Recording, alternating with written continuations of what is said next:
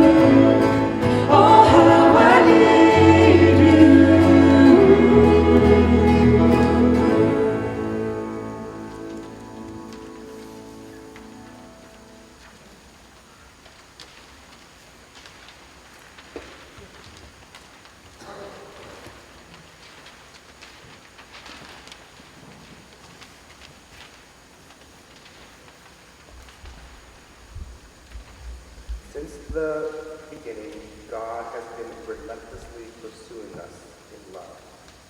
Your faithfulness ebbs and flows. God's love endures forever. Taking on flesh like ours, God became one with humanity in the person of Jesus Christ. God lived and moved and ministered in Marsh and power. God incarnate was not what was expected. We did not recognize God in Jesus. Still, we struggle to recognize God with us. And yet, God continues to dwell in our midst. Thanks be to God. Now please greet your neighbor.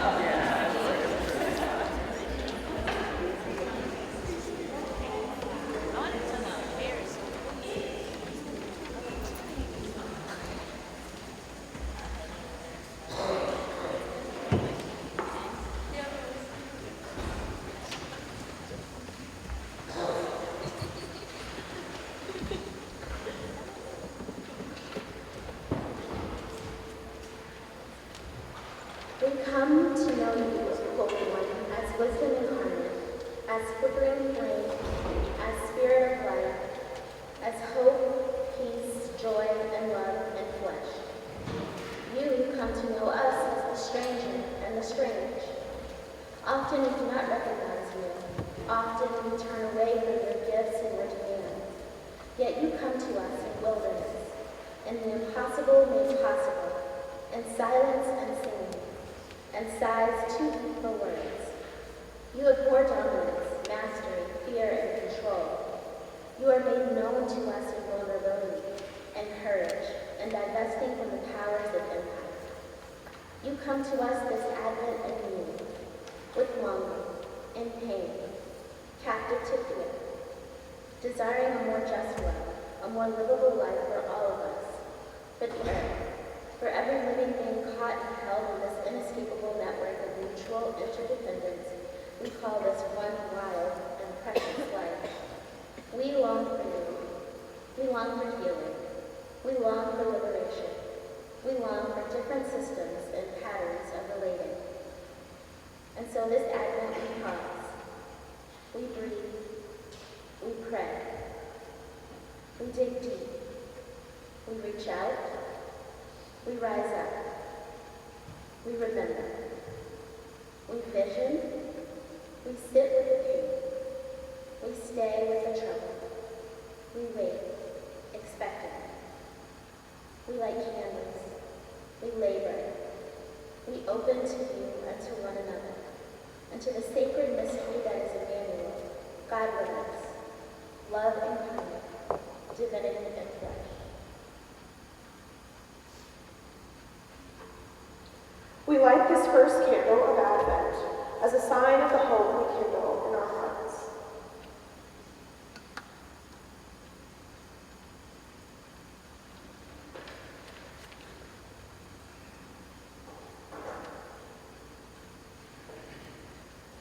The hope of God with us does not come as guaranteed outcome, or predetermined plan, or promise of a happy ending.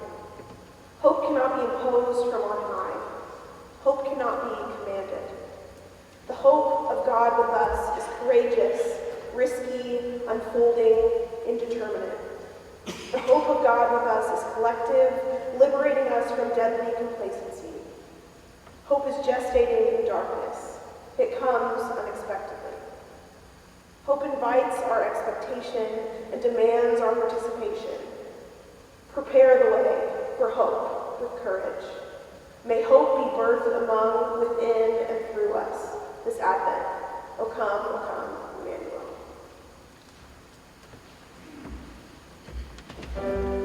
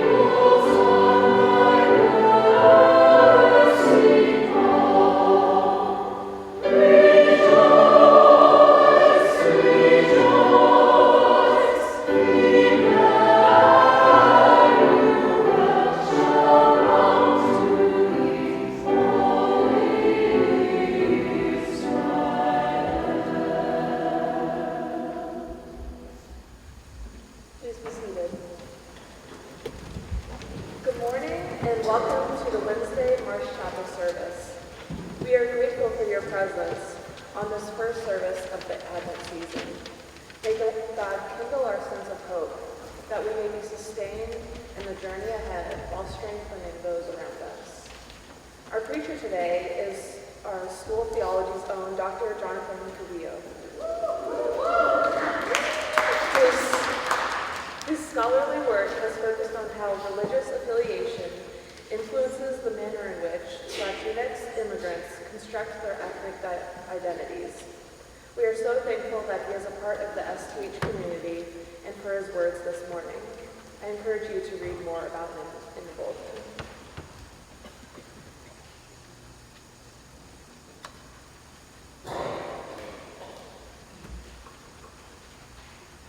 This morning's scripture reading is found in the book of Ezra, chapter 3, verses 10 through 13.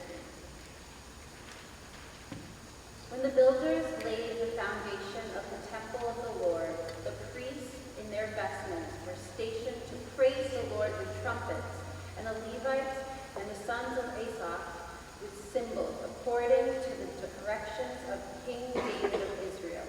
And they sang responsively, praising and giving thanks to the Lord, for he is good, for his steadfast love endures forever toward Israel. And all the people responded with a great shout when they praised the Lord, because the foundation of the house of the Lord was laid.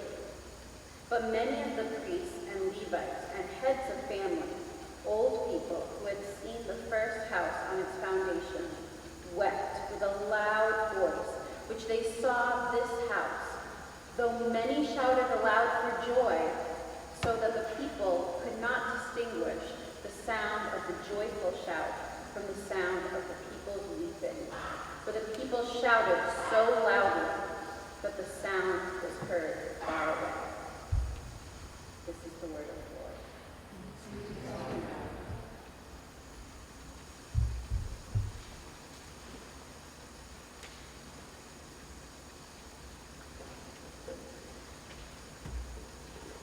Good morning, everyone. Good morning. It is an honor to be with you this morning and on this particular occasion for this service. It's such a blessing also to hear the beautiful music that is being sung and played today.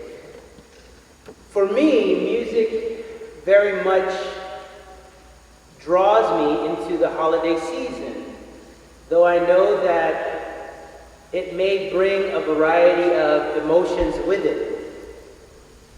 The Christian holiday season in the U.S. is often recognized for the distinctiveness of its musical sounds. Indeed, we often joke about how the presence of Christmas music gives us a heads up that the season is upon us. For me, growing up in the Los Angeles area of Southern California, the song Feliz Navidad by Jose Feliciano was a staple of the region. Perhaps you've heard it. Feliz Navidad, Feliz Navidad, Feliz Navidad, Prospero año y felicidad. And then they switch it up to English, right? I wanna wish you a Merry Christmas. I wanna wish you a Merry Christmas. I wanna wish you a Merry Christmas from the bottom of my heart. Thank you. I wasn't expecting to do a sing-along. This is great. I appreciate this. Thank you so much. So it seems that you've heard it. Well, believe it or not, I actually used to hate it. You see, I would often encounter the song on television network news shows at the start of the Christmas season. Periodically, I'd find children on the screen singing that very tune. Most often, I'd witness young brown children who looked a lot like me, actually, singing that same song. As a budding sociologist in elementary school, I would ask myself, do they not know that we can learn other songs too? Sure, the bilingual lyrics worked for me, but at the time I wanted to show that I was squarely American. Assimilation was in full effect in my childhood. The song would bring up a mixed response. I liked that I could sing along in both English and Spanish without missing a beat, but I also felt boxed in by the song, as if it had become a trope for children like me. The clear and discernible sound that I would hear annually was accompanied by a less discernible sound going on inside of me. A part of me was proud that I was fluent in Spanish and that I could sing bilingually, but another part of me wanted to say, hey, we can sing and do other songs. The conflicting messages at work within me brought forth an indiscernible sentiment.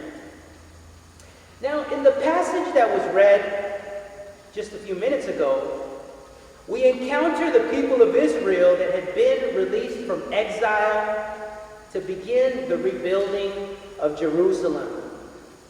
Several generations had been under Babylonian exile and were now under Persian rule, and those of the younger generation had been born in exile and had not lived in the former Jerusalem. Younger generations had been raised by parents and grandparents that had been in the Jerusalem of old and would learn from their elders about the people's history, but would also learn the culture of their captors. In this passage, we find the people at a pivotal point, the passage in Ezra 3, wherein the foundation of the temple is being laid. The laying of the foundation of the temple is for many a joyous affair, as it signals the continuation of worship practices for the people of Israel. For many, it represents the opportunity to not only rebuild a physical city, but to rebuild a culture and a way of life. The reconstruction of the temple as the center of communal ritual would signify that a people could once again be a people and live as a people. The temple pointed to a continuity with the past, noting that the worship practices followed the instructions given by King David of Israel. The temple would serve as a symbol of past prominence and past providence. And in this continuity, people would find a sense of hope toward their future, a hope rooted in the continued worship of a God committed to the continuation of this people. So important was the continuity of worship to this people that they began with the reinstitution of the altar, described earlier in the chapter from the passage that was read. In fact, the law of Moses is alluded to as the blueprint that the people adhered to by continuing in their practices of sacrifice. It is notable that they focused on the reestablishment of worship before they even focused on the rebuilding or fortification of a city wall. They believed that preservation was predicated on being in a right relationship with God and not through the building of walls. Let that sit for a moment. Okay, all right. Some of you are picking up what I'm putting down. So as the foundation of the temple was laid, and as the people sang of God's goodness and enduring love for Israel, an indiscernible sound arose. On the one hand were those that were happy that the foundation of the temple was in place. The foundation was a sign of hope that their people would persevere. On the other hand, the foundation produced in a particular segment of the population a sentiment far removed from happiness. For those of an older demographic, the priests and Levites and heads of families who had seen the first house of worship on its foundation, this step in construction produced sadness. For those of an older generation, the memory of what was overshadowed the thought of what could be. It would never live up to the glory of old. The temple of old and its illustrious beauty would only ever be a memory that would be absorbed into this pale imitation. The indiscernible sound was a sound of lament and a sound of celebration blending together. A scrambled symphony of opposing sentiments, a yearning for what was and an excitement for what could be. Note that the indiscernible sound arose at the laying of the foundation. Yet the laying of the foundation does not a house make. The laying of a foundation is just the beginning. It is certainly an important part of the job, a crucial part. When done poorly, the entire project could suffer, or worse, collapse. Yet the foundation itself is not much to look at. Neither does it offer much shelter or offer much other functional purpose. It is an important and necessary step in a process that is beginning. For those that were celebrating then, it was not a celebration of a finished product, but a celebration of what could be and what was to come. This was a celebration of possibility. For those that were mourning, it might have been a recognition that the prior memory would never be again.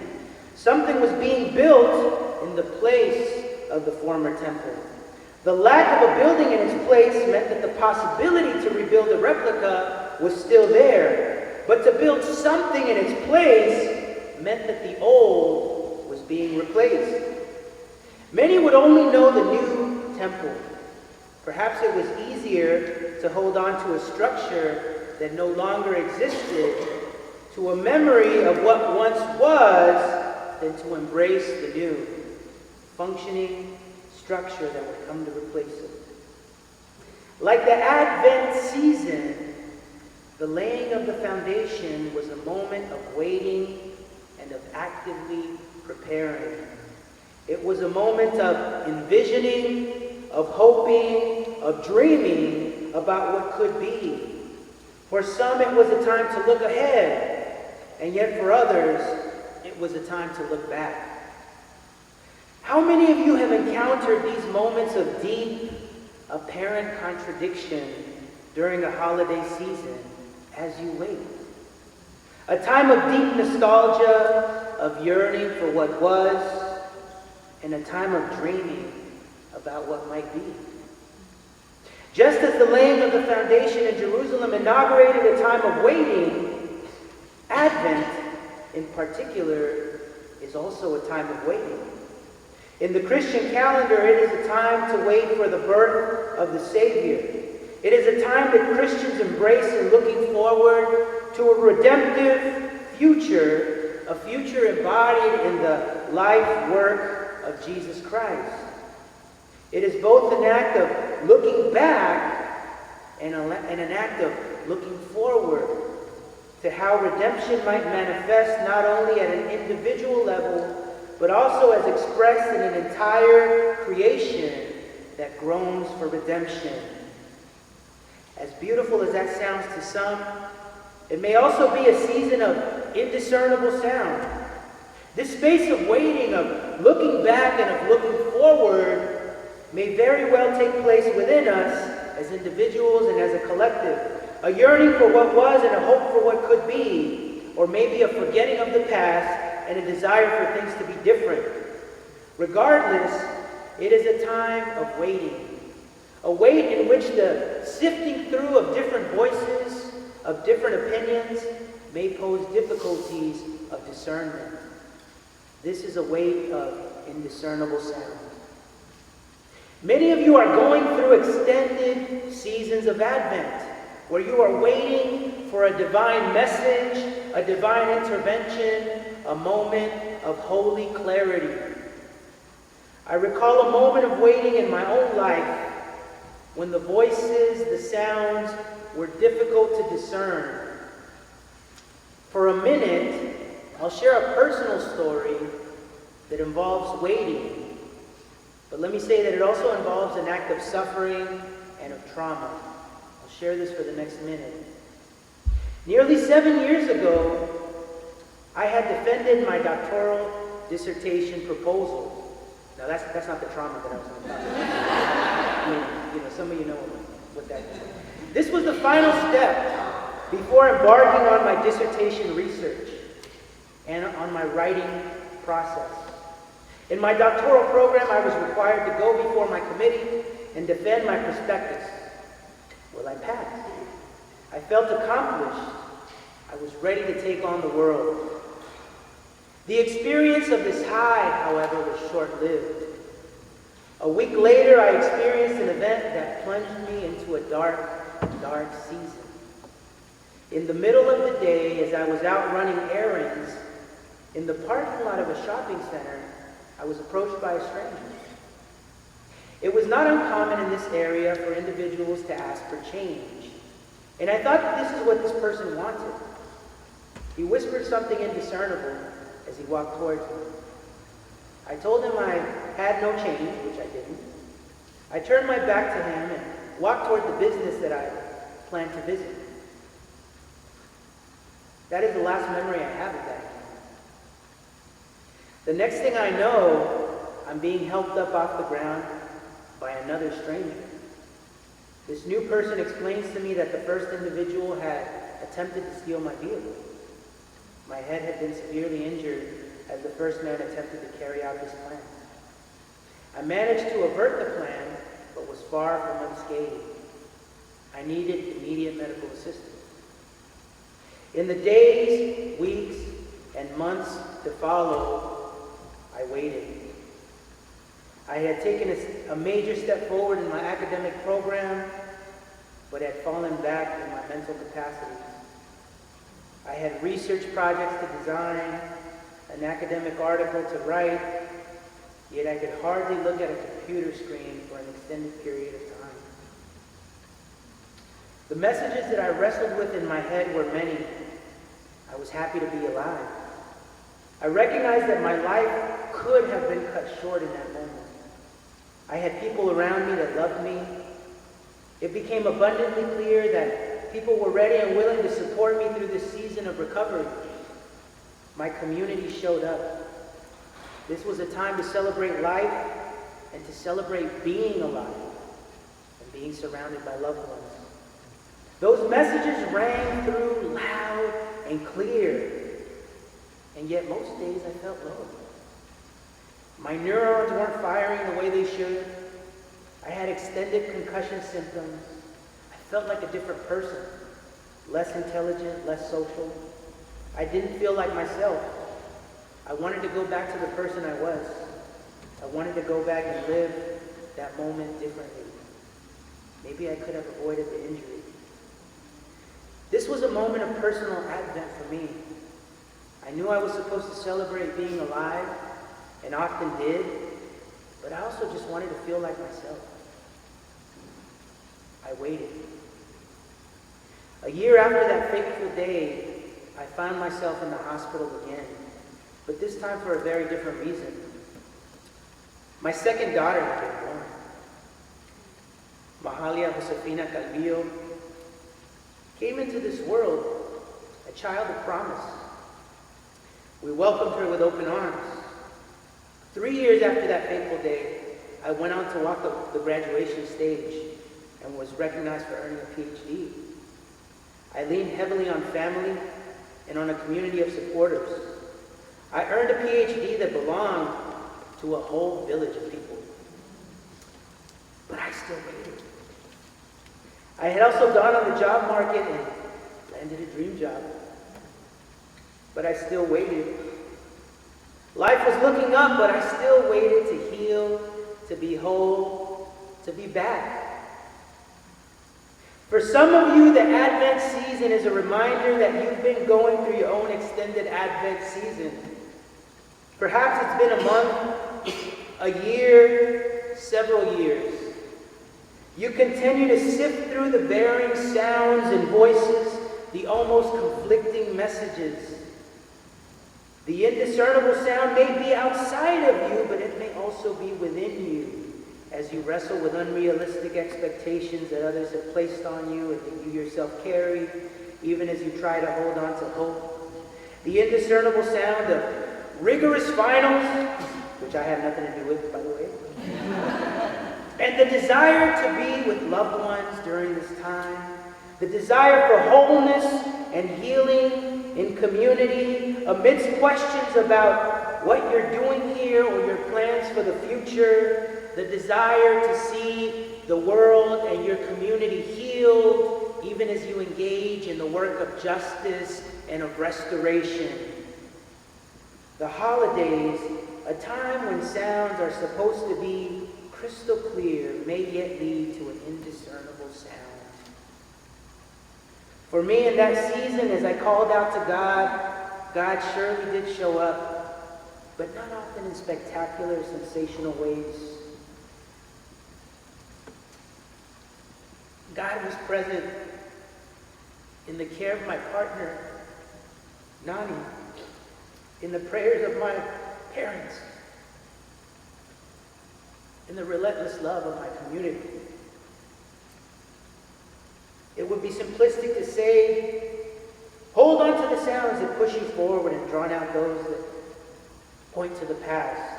Forget the past and think only about the future. That's where hope resides. That would be a simple message to give you.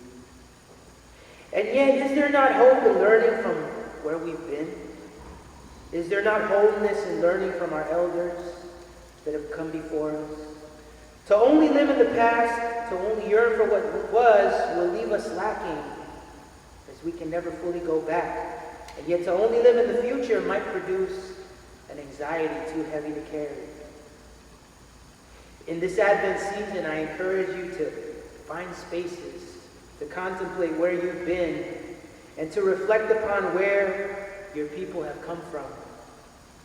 In the Christian tradition, the advent of Jesus is made all the more powerful given the exilic expectations of the people. The pain of the past informs the hope for the future. I'm not giving you a one-size-fits-all therapeutic solution. Be aware of where you're at. Be aware of where you've been. Be aware of your own triggers. Be aware of what pains you when looking back. But walk in beloved community. If that includes seeking professional help, please do so. There's no shame in that. But walk in community and reflect on where you've been. Realize God's glory that is shown upon you as those that yearn for the glory of the temple. Recognize how God's redemptive hand has been at work within your life history and within the history of your people. And if your people have dimmed the glory of others, the image of God in them, then actively engage in rectifying that work. But yes, think back, reflect, and think forward. Dream. Dream of the redemptive work embodied in an infant that would grow to be a man that would ignite a movement, a man that would be put to death by empire, but who would live on, who would resurrect and inhabit a beloved community. Dream of what this community might do if it indeed lives out the calling that this relentless spirit of love, peace, and justice compels us to do. There is beauty in this indiscernible sound. There is hope. Oh, come, Emmanuel. Oh, come.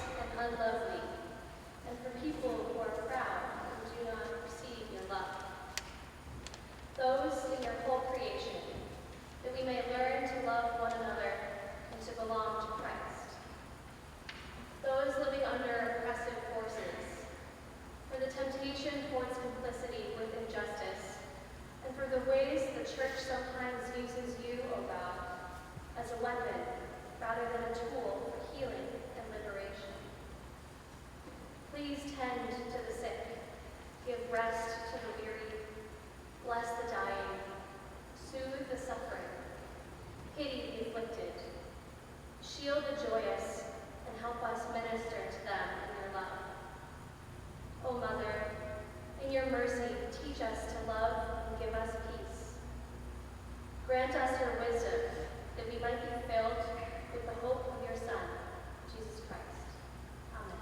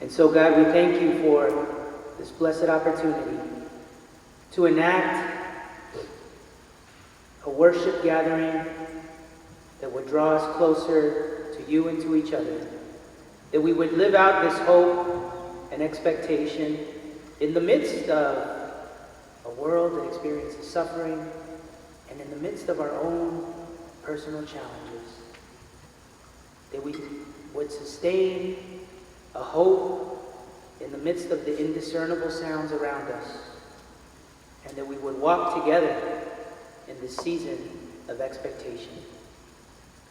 We ask this in your name. Amen.